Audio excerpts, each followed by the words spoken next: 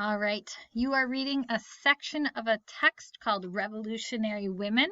You'll end up reading the whole thing by the end of this unit. Today you're just reading about Deborah Sampson and then answering 3 different questions. Now, a couple of the questions have to do with chronological. What does chronological mean? So the text structure in general is just the way the text is organized. So did they do it chronologically, which means in order historically in the events? First this happened, then this happened, then this happened. So if I was going to write a chronological story about my own life, well, first I was born. When I was 3, this happened. When I was 6, I went to kindergarten. When I was in 5th grade, this happened. When I was in middle school, then high school. I'm telling it to you in order.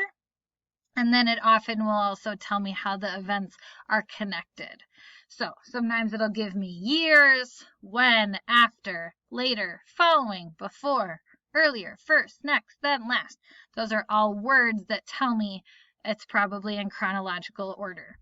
Sometimes, if you think back to the wind farms article, that was more of a persuasive structure where it had that opinion with the evidence, opinion with the evidence, opinion with the evidence.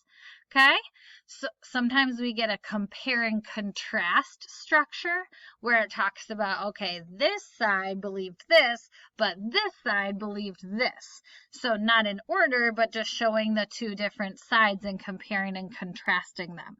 So just keep in mind that different stories, different texts are organized in different ways.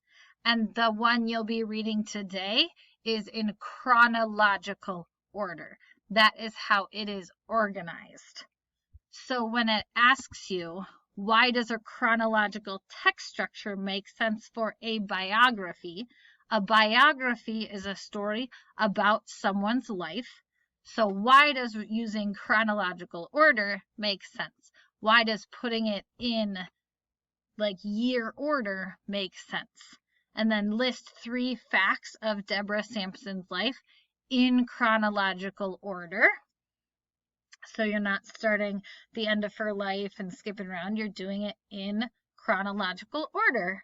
And then number 3, how did women contribute to the American Revolution? Just give me 1 or 2 ways that they contributed. Okay?